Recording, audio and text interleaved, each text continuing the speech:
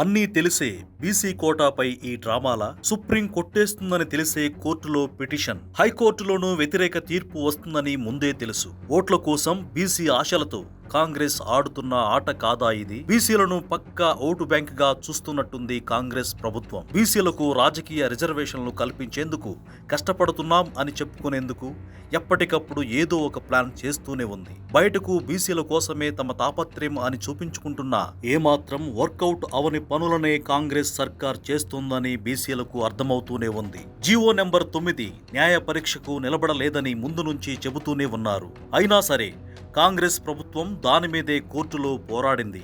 తీరా చూస్తే GO number 9 ఆపేస్తూ stay ఇచ్చింది హైకోర్టు. దీనిపై కాంగ్రెస్ సర్కార్ సుప్రీంకోర్టుకు వెళ్ళింది. ఇది ఊహించిందే. స్టే వెకేట్ చేయాల్సిందిగా రేవంత్ ప్రభుత్వం సుప్రీంకోర్టుకు వెళ్తుందని అంతా అనుకుంటున్నదే. కాకపోతే గతంలో బీసీలకు రిజర్వేషన్లు కల్పిస్తూ ఇచ్చిన జీవోను రద్దు చేయాలంటూ కొందరు సుప్రీంకోర్టుకు వెళ్లారు. అప్పటికే ఆ పిటిషన్ రాష్ట్ర హైకోర్టులో విచారణలో ఉంది. అక్కడ విచారణ జరుగుతుంటే ఇక్కడికెందుకు వచ్చారంటూ ఆనాడే పిటిషన్ కొట్టేసింది సుప్రీంకోర్టు. ఆ అనుభవం ఉన్నా సరే హైకోర్టులోనే తేల్చుకోండని సుప్రీంకోర్టు ఆల్రెడీ డైరెక్షన్ ఇచ్చినా సరే మళ్లీ సుప్రీంకు వెళ్ళింది. అనుకున్నట్టుగానే సుప్రీంకోర్టు రాష్ట్ర ప్రభుత్వ పిటిషన్ కొట్టేసింది. పైగా 50% రిజర్వేషన్ల పరిమితికి లోబడే ఎన్నికలకు వెళ్లాలని చెప్పింది సుప్రీంకోర్టు. ట్రిపుల్ టెస్ట్ పాస్ అయ్యామని కోర్టుకు చెప్పినప్పటికీ ఆ ట్రిపుల్ టెస్టులో 3వ సూత్రం రిజర్వేషన్లు 50% మించడానికి వీల్లేదు అనే ఉందని కోర్టుకు గుర్తు చేశారు. ఒక విధంగా ట్రిపుల్ టెస్ట్ పాస్ అవనట్టే లెక్క.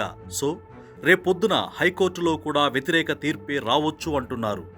మరి ఈ విషయాలన్నీ రేవంత్ సర్కారుకు తెలియవా అంటే తెలుసు.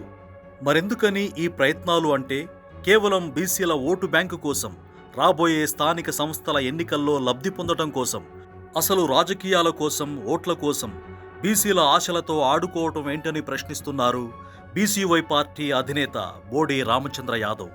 బీసీలకు 42% రిజర్వేషన్లు దక్కాలంటే చేయాల్సిన ప్రయత్నం వేరే ఉంది. ఆ దిశగా ప్రయత్నించకుండా ఈ మోసపూరిత దారులేంటని ప్రశ్నిస్తోంది భారత చైతన్య యువజన పార్టీ.